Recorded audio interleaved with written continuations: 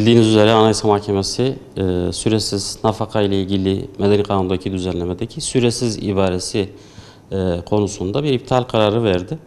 Bu iptal kararı neyi getiriyor? Daha öncesinde taraflar boşandıktan sonra kusurlu olup olmadığına bakılmaksızın erkeğin kadına ihtiyaç halinde nafaka ödemesine hükmedilmekteydi. Evlilik süresinin ne kadar sürdüğüne bakılmaksızın bazen 3 günlük bir evlilik, bazen 3 aylık bir evlilik neticesinde ömür boyu devam edebilecek bir nafakaya hükmedilmekteydi. Daha sonrasında işte bu düzenlemenin anayasaya aykırı olduğu iddiasıyla bir başvuru üzerine Anayasa Mahkemesi oy çokluğuyla süresiz ibaresini iptal etti.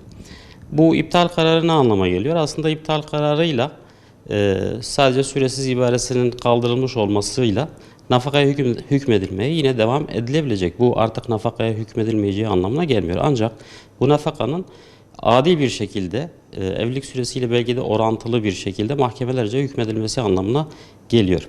İptal kararı hemen yürürlüğe girmedi. Anayasa Mahkemesi bununla ilgili olarak yasal düzenlemenin yapılabilmesi için meclise 9 aylık bir süre verdi. Bu 9 aylık süre içerisinde meclisten yeni bir düzenleme yapılması bekleniyor. Zaten bununla ilgili olarak da iptal kararı sonrasında Adalet Bakanı tarafından da bir açıklama yapıldı.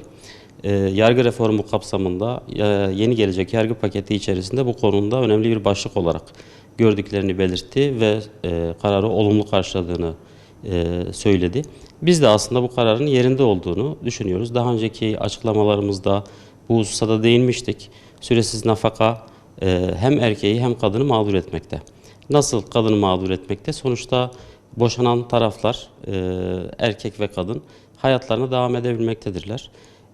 Erkek tekrar evlendiğinde kendi eşi için, bir kadın olan eşi için harcama yapması yerine daha önceden belki de çok az bir süre devam etmiş evliliğe karşı başka birisine bir nafaka verdiğinde kendi eşinden, çocuğundan kısmaktaydı. Bu hem çocuğuna hem yeni eşine hem de kendisine bir mağduriyet yüklemekteydi. Böylece olayın bir tarafında bir mağduriyet yaşanmaktaydı. Diğer tarafta da belki de evlenebilecek kişiler nafakasının kesilme korkusundan kaynaklı olarak çünkü nafaka alan bir kişi yeni bir evlilik yaptığında bu nafaka kesiliyor. Böyle bir korkuyla yeni bir evlilik yapmaya cesaret edemiyordu. Bu iki tarafta da aslında bir mağduriyet oluşturmaktaydı. Şu anda Anayasa Mahkemesi'nin vermiş olduğu bu kararı meclisinde doğru bir şekilde değerlendirerek adaletli bir şekilde belki de evlilik süresinin uzunluğuna orantılı bir şekilde bir düzenleme yaparak nafaka süresi belirleyerek bu adaletsizliği, toplum içerisindeki bu dengesizliği giderebilecek bir düzenleme yapma imkanına da sahip oldu. Toplumda da aslında buna ilişkin olarak çok fazla tepki vardı. Beklenti içerisinde olan belki de on binlerce insan vardı.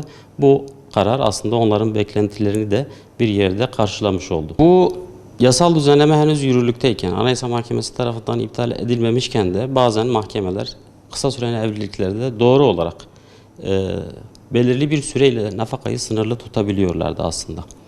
Kanun buna engel değildi ama uygulama çoğunlukla süresiz nafakaya evrilmişti. Kimi zaman toplu bir ödemeyle nafakaya hükmedilmekteydi veya belli bir süreyle. Şimdi bu Anayasa Mahkemesi evet iptal kararı 9 ay sonra yürürlüğe girecek ancak daha önceki uygulamalarda da gördüğümüz üzere Anayasa Mahkemesi tarafından iptal edilen bir hükümde mahkemeler de artık bunu göz önünde tutarak bu anayasaya aykırılık oluşturabilecek yeni bir karar tesis etmemek adına bu saatten sonra süreç içerisinde süresiz nafakaya hükmetmemesi gerektiği kanaatindeyiz. Umarım bu karar toplum içerisindeki dengeleri daha adil bir noktaya getirmek açısından da bir vesile olmuş olur.